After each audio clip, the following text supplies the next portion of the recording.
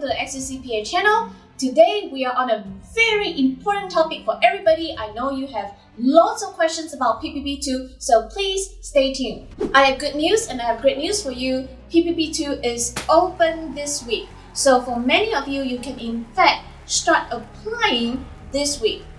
So some of the good news is, for example, for restaurants and hotels, because the government acknowledged that, these are the industries that are suffering during COVID. So you are able to apply up to 3.5 times of your payroll costs. So that's really great.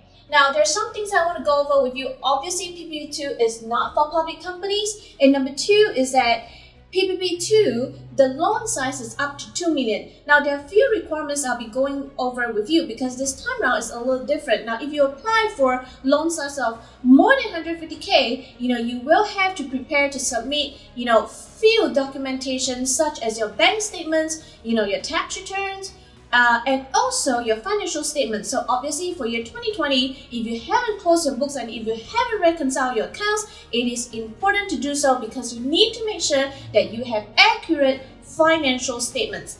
Now, if you have a loan size that you're applying for less than 150K, you don't need the documentation. However, when you ask for forgiveness, you will still need those documentation. So, the sooner you have them, the sooner you close your books, the better you are in terms of your position of applying for PPP loan. Now, number three is, you must fully utilize your first loan. Obviously, for people who receive PPP, for the first time, you need to fully utilize those loans before you're even eligible to apply for the second loan. Last requirement is actually the most important requirement because this requirement did not exist for PPP1. So what it means is that, they want to make sure, the SBA want to make sure that these loans are actually given to businesses that are suffering. So if you apply for PPP2, you need to prove that your business has in fact suffered. And how do you prove that?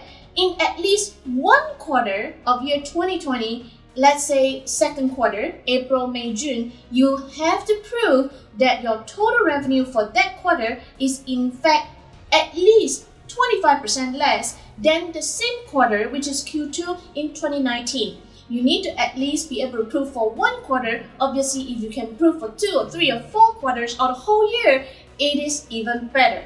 So one more thing is that in terms of payroll calculation, now this time around, in terms of payroll calculation, you can use either 2020 payroll, 2019 payroll, or you can use payroll for the past 12 months. So these are the important facts that we covered today. Obviously, there will be new changes, rules as always, just like PPP1. Please stay tuned. If you have any questions, any comments, please comment below. If you want to reach out to us, if you need help, please, reach out. We would love to help. And then as usual, if you'd like to support us, please click like, share, and subscribe. And we will see you soon, for more discussion on PPP2. Goodbye.